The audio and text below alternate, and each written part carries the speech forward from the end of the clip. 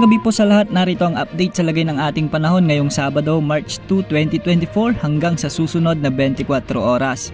Sa kasalukuyan ay umiihip pa rin ang hanging amihan sa bahagi ng Northern Luzon, samantalang ang mainit na easterlies naman ang nakakaapekto sa malaking bahagi ng ating bansa. Ngayong gabi asahan ang maulap hanggang sa may mga mahinang pag-ulan sa bahagi ng Cagayan Valley at Apayao dahil sa epekto ng amihan.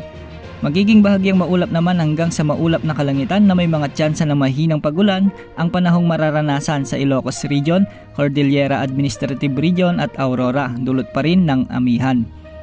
Dahil sa mga weather systems na ito, makararanas pa rin tayo ng mga mahinang pag-ulan sa eastern section ng Luzon kasama ang Bicol Region.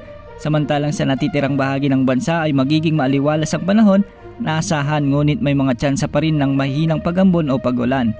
Sa Metro Manila at sa natitirang bahagi ng bansa ay magiging maaliwalas ang panahon ngayong gabi, ngunit may mga bahagyang maulap hanggang sa maulap na papawirin na may minsanang mahinang pag-ulan dulot ng easterlies o localized thunderstorms sa ilang lugar. Posible ang mga biglaang pagbaha at landslides tuwing may mga malalakas na thunderstorms.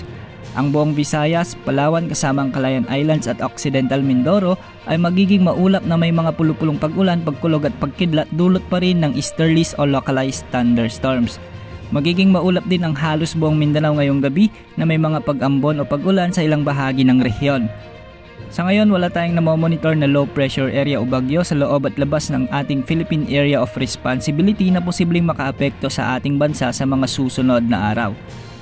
Sa ngayon may nakataas na gale warning sa mga karagatang sakop ng extreme northern Luzon, partikular sa seaboard ng Batanes at northern coast ng Cagayan, kasama ang Babuyan Islands at sa western and northern seaboards ng Ilocos Norte. Kaya pinag-iingat po natin ang ating mga kababayang mangingisda sa mga lugar na ito. Samantala patuloy na mararanasan ang epekto ng El Nino sa bansa hanggang sa buwan ng Mayo. Kaya asahan na mas titindi pa ang mga mararanasang init ng panahon sa mga susunod na araw. Andyan po ang update sa lagay ng panahon ngayon. Maging handa sa bawat oras dahil minuminuto ay nagbabago ang panahon. Ito po ang weather update ng bayan. Masahan anumang panahon.